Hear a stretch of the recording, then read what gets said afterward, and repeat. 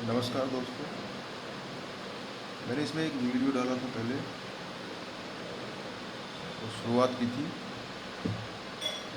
उसमें वो था संधि का, यण संधि के बारे में समझाया था। अभी इसमें हम लिपि के बारे में बात करेंगे आज। और मैं एक चीज़ बता दूं आपको, अभी रीट की एग्ज़ाम होनी है। उसमें शिक्षण विधियों का बहुत महत्व है अपना, और उनमें अगर अच्छे नंबर आते हैं तो आपका स्कोर अच्छा बनता है।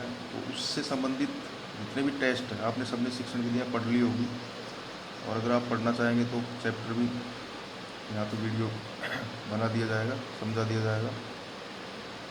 लेकिन आपने जो अब तक पढ़ाई की है उसको टेस्ट करना ज़रूरी है। टेस्ट करने के बाद उसको आप जितना हो सके रिवीजन, किसी भी एग्ज़ाम में रिवीजन करना बहुत ज़रूरी होता है। रिवीजन एक ऐसी प्रक्रिया है जिसके बिना हम किसी भी एग्ज़ाम को क्वालिफाई करने की उम्मीद नहीं रख सकते, क्योंकि सिलेबस बड़ा होता है, और बड़े सिलेबस में हर चीज़ कवर करने के बाद आपको उसका रिवीजन एक तय समय सीमा और प्लानिंग के साथ करना ज़रूरी है। तो आप रिवीजन में जब टेस्ट देके आप रिवीजन करते हो तो वो आपके बहुत अच्छे से वो टॉपिक तैयार हो जाता है। तो शिक्षण विधियों से संबंधित अभी लेसन तो स्टार्ट नहीं करेंगे इसमें, और अगर आपके रिप्लाई इसमें आएंगे तो करेंगे, लेसन भी स्टार्ट कर देंगे। लेकिन जो मैंने टेस्ट बनाए हैं उनका लेवल रीट को ध्यान में रखकर, सी टेट को ध्यान में रखकर बनाए गए हैं। बाकी सभी टेट संबंधी जो एग्ज़ाम्स हैं, परीक्षाएं होती हैं, उनमें वो काम आएंगे। तो इसके डिस्क्रिप्शन बॉक्स में आप शिक्षण विधियों से संबंधित वीडियो आप वो गूगल फॉर्म पे मैंने बनाया है, तो उसको आप हल कर सकते हैं। आपको उसमें आपका स्कोर लास्ट में जब आप सबमिट करोगे तब आपको आपका स्कोर उसमें मिल जाएगा। तो आप अपनी तैयारी चेक कर सकते हैं। तो लिपि देखिए, आप शुरू में आप कभी विचार करेंगे, आप विचार भी करते होंगे कि हम जो बोल रहे हैं और लिख रहे हैं वो क्यों ऐसा लिखते हैं। जैसे कै को हम कै की तरह, जैसे अभी चल रहा है वो वैसे ही क्यों लिखते हैं। तो यहाँ पे हम देखेंगे लिपि का शाब्दिक अर्थ होता है लिखित या चित्रित करना। मतलब जो ध्वनियाँ हमारे मुख से निकलती है, जैसे पक्षियों की ध्वनियाँ, कोई किसी भी प्रकार की ध्वनि को जब हमें लिखते हैं या चित्रित करते हैं, अर्थात अब वो देखिए ध्वनियों को लिखने के लिए अब उनको जो ध्वनियाँ हैं, हमें समझ में तो आ रहा है कि ध्वनि निकल रही है, लेकिन वो क्या है, तो उनको लिखने के लिए जिन चिन्हों का प्रयोग हम करते हैं वो हमारी लिपि कहलाती है। मूलतः शाब्दिक इसका अर्थ है कि लिखित या चित्रित करना। तो हम जो ध्वनियाँ निकलती है उनको लिखने का तरीका क्या है हमारा, कैसे लिखें। तो लिखने के लिए जिन चिन्हों का प्रयोग किया जाता है, ध्वनियों को लिखने के लिए जिन चिन्हों का प्रयोग किया जाता है उसे हम लिपि कहते हैं, या लिखित ध्वनि संकेतों को लिपि कहते हैं। प्रत्येक भाषा की अपनी एक अलग से लिपि होती है, सब जानते हो। अब लिपि जो है, चित्रलिपि, ब्राह्मी लिपि, ब्राह्मी से उत्पन्न लिपियाँ एवं फोनेशियन लिपि, ये इनके प्रकार है। तो लिपि प्रक्रिया को हम अब इस डायग्राम के माध्यम से समझ सकते हैं।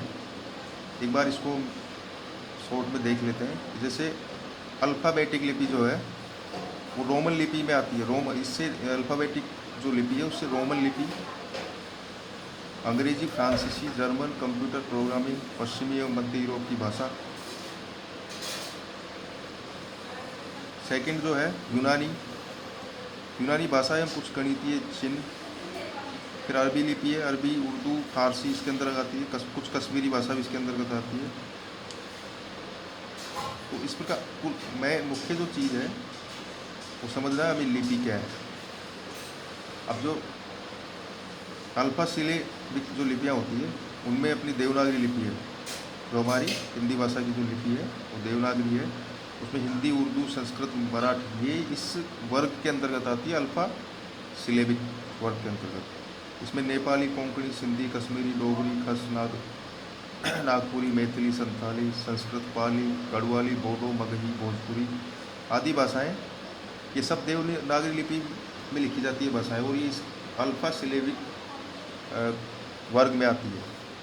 कुछ लिपियाँ चित्रलिपियाँ हैं, जो है मिस्र लिपि, चीनी लिपि, कांजी लिपि। आपने देखा होगा जब चीनी लोग लिखते हैं तो चित्रों जैसे लिखते हैं कि नहीं लिखते हैं, तो वो चित्रलिपि के अंतर्गत आती है। और अरबी लिपि जो है उसमें अरबी, उर्दू, फारसी।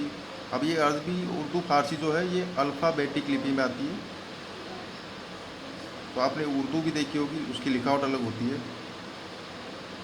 अब ये अल्फ़ाबेटिकल लिपियाँ होती क्या है, अब इनमें मुख्य जो अंतर है वो क्या है उसको देखेंगे हम।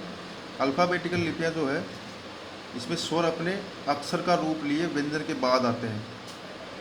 स्वर जो होते हैं अपना जो अक्षर होता है उसका रूप लेकर व्यंजन के बाद लिखे जाते हैं। अल्फ़ा सिलेबिक जो लिपियाँ हैं इनमें इसकी हर इकाई एक या अधिक व्यंजन होता है इसमें, और उस पर स्वर की मात्रा का चिन्ह लगाया जाता है। चित्रलिपि,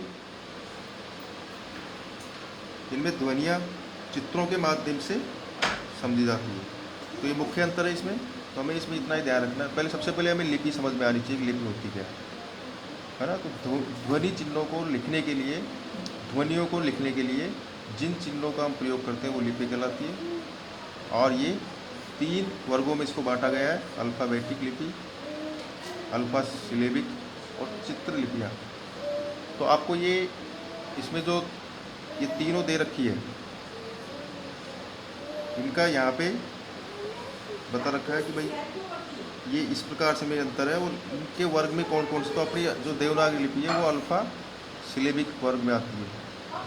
तो इसको आप लोग इस प्रकार से समझ लें। अब ये जो नोट्स है ये आपको डिस्क्रिप्शन उसमें मिल जाएंगे, और वहाँ से आप इसको समझ सकते हैं। धन्यवाद।